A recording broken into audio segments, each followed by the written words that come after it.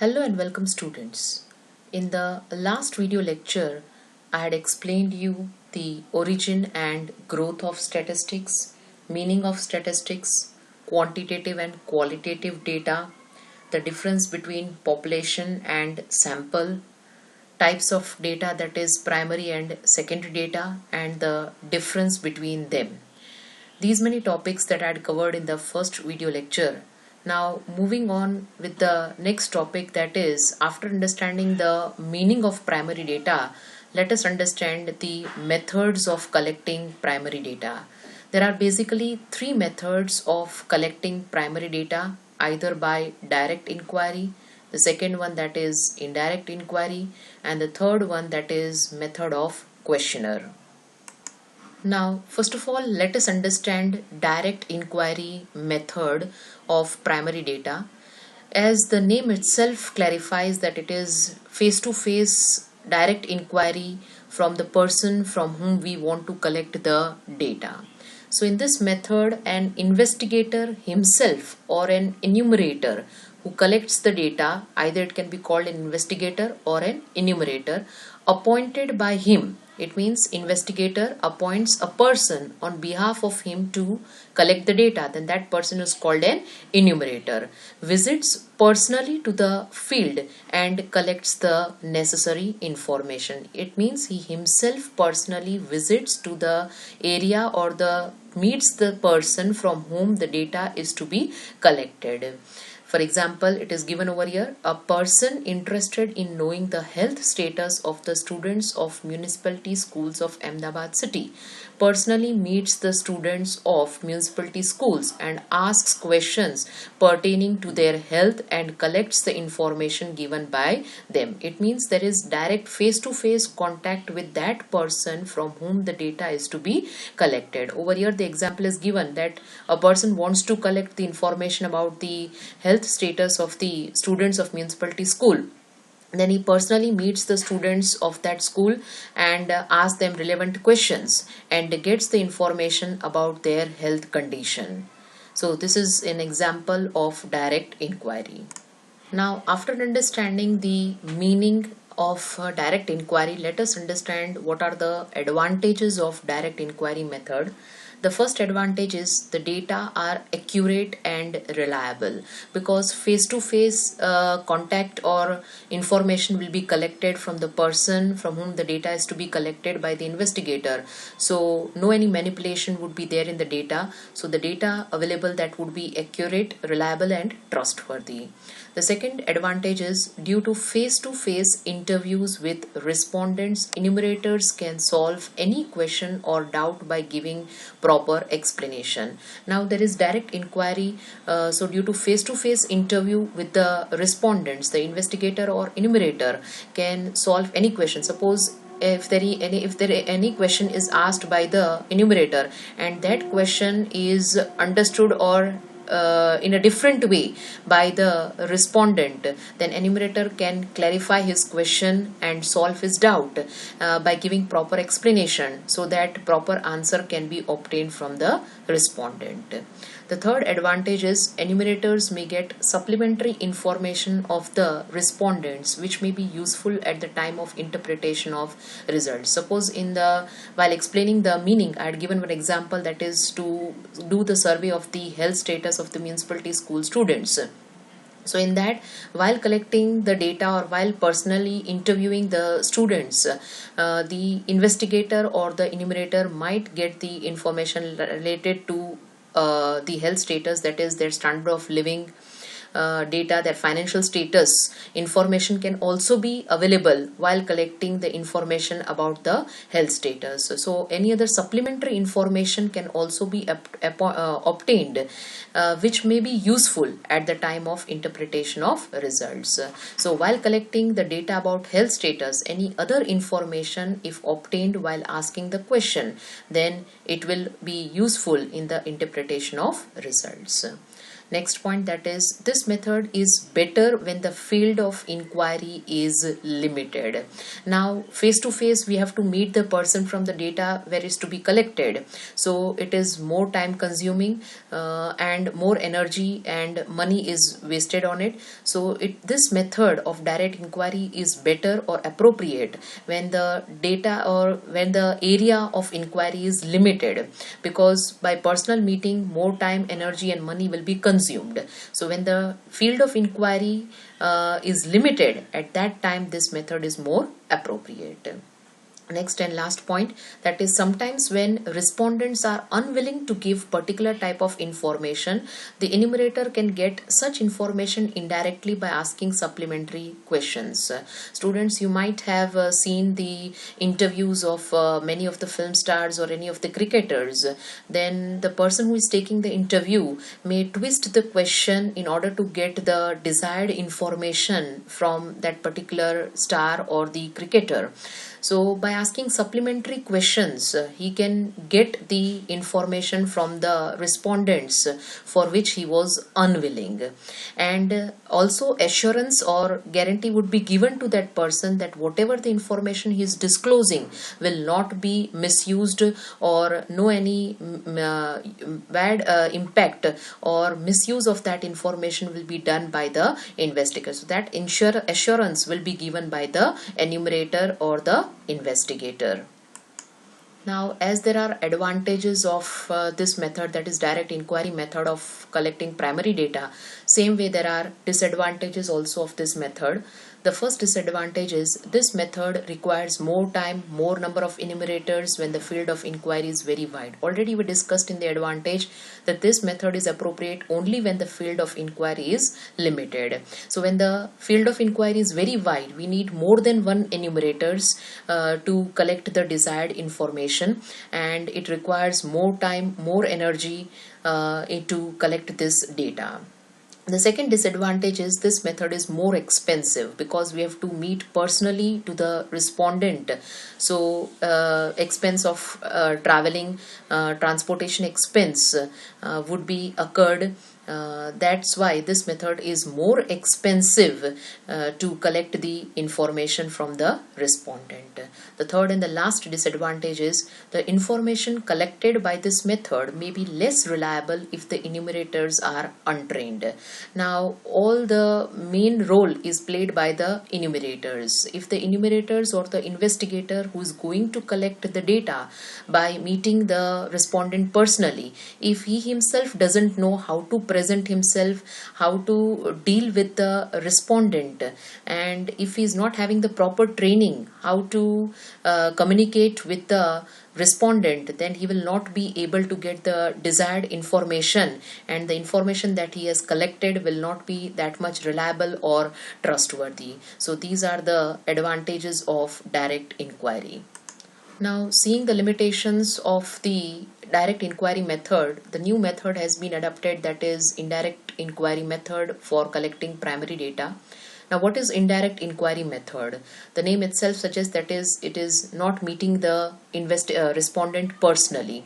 In this method, the information is obtained with the help of the third party instead of enumerators. It means directly the data is not collected from the person from whom the data is to be collected. It means directly from the respondent the data is not to be collected. It is indirectly collected from the third party.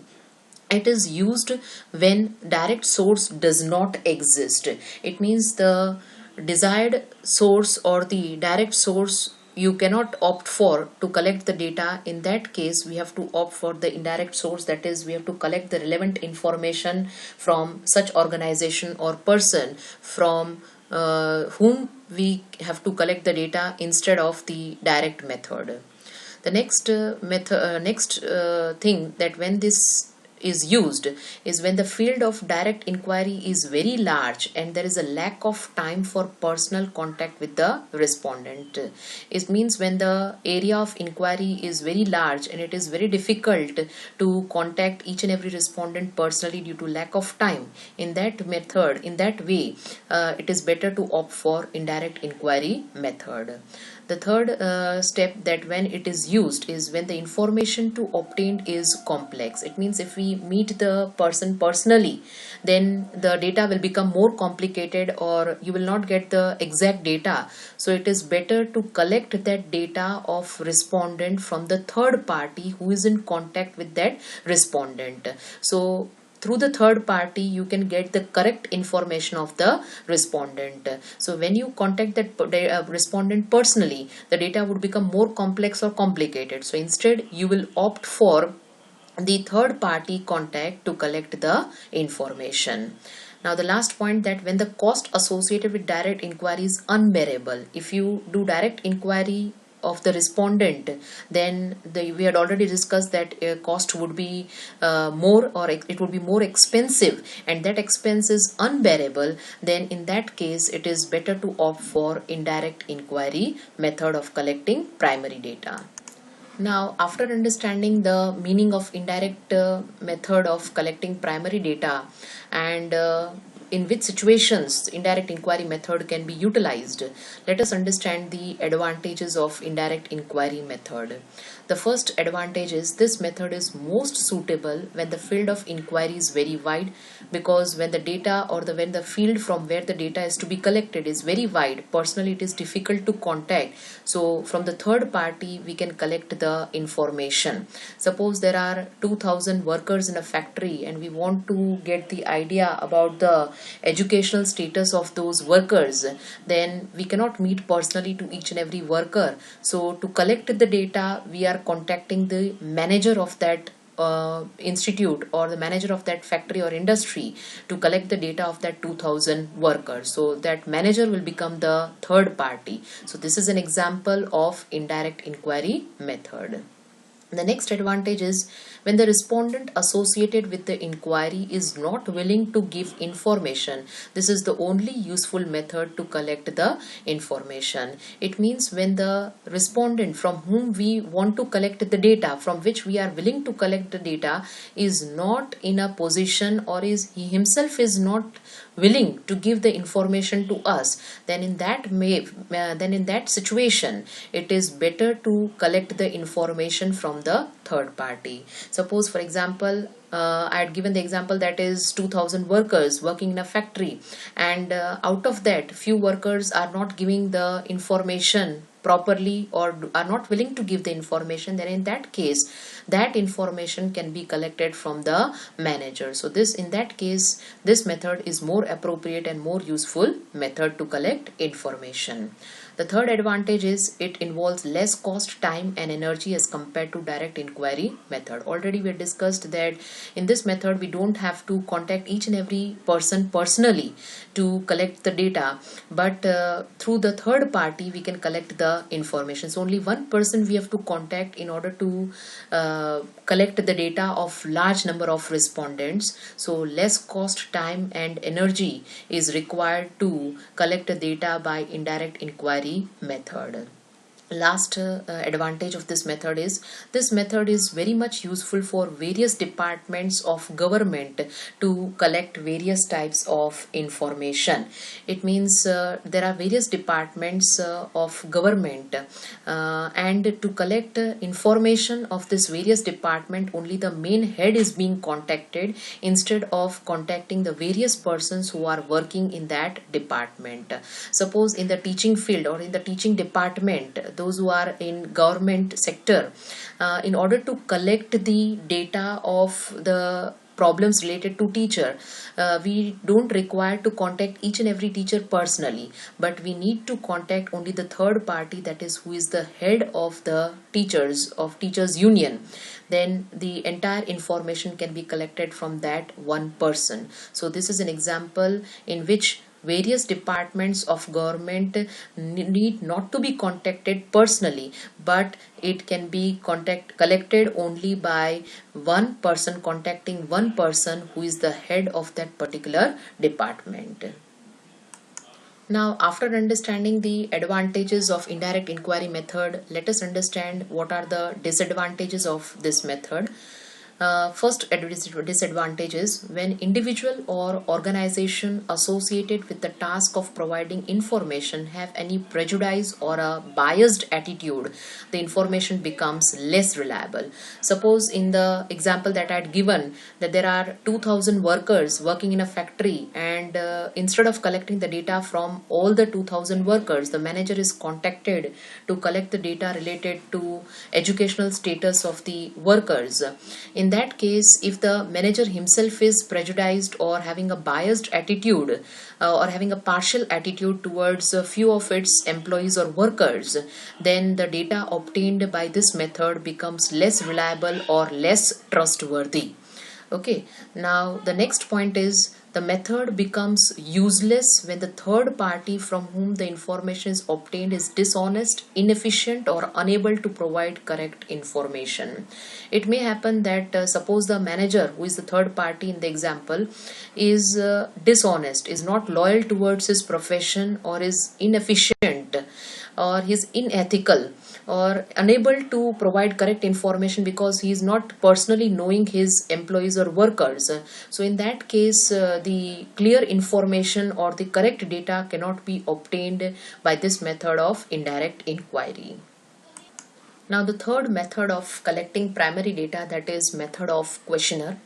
Questionnaire means the list of questions that are properly arranged in proper order, and that questionnaire is sent to the respondents to answer the questions, and from that information the conclusions or the information is being derived. You can see the meaning of questionnaire that I've written over here, that is a list of logically arranged questions. It means the data or the question should be logical. It should not be irrelevant than the study or the topic related to which we want to collect the data. So the data should be questions should be logical and relevant to the object of the study is made. It means irrelevant data other than the topic for which we are collecting the data should not be there in the questionnaire. The space between the questions is provided for the answers. After every question, few lines should be left in order to write the answers by the respondents. A list of questions prepared in such a way is called questionnaire. It means few of the questions, minimal questions, nearly about 10 to 15 questions are there in the questionnaire, and it should be chronologically and logical questions related to the study of topic of study should be made, and space should be provided to write the answers. This type of list of questions prepared by the enumerator or investigator, and when it is sent to the respondent to write the answer of this questions, then that list of questions prepared by the enumerator is called questionnaire. There are two ways of collecting information by questionnaire. The first one, that is by post, and the second one, that is by enumerators. In the first method, by post, it means the questionnaire prepared by the investigator or the enumerator is directly sent to the respondent at his address by post, and after filling the data or after filling the questionnaire, that questionnaire is sent to the enumerator. And the second method is by enumerator. It means the whatever the questionnaire that has been prepared, that he takes directly to the respondent, contacts him personally, and he himself fills the questionnaire after collecting or asking the relevant questions from the questionnaire. So it is more reliable by enumerators personally contacting the respondent and filling the questionnaire by himself after collecting the information from the respondent. In the next video lecture, I'll be explaining the ideal method or the characteristics of an ideal questionnaire, and also explaining in detail these two ways of collecting the questionnaire information by questionnaire, that is by post and by enumerators. Also, we will study the advantages or disadvantages of both the ways, that is by post and by enumerators, and the characteristics of an ideal questionnaire will be doing in the next video lecture. Till then, keep practicing. Goodbye.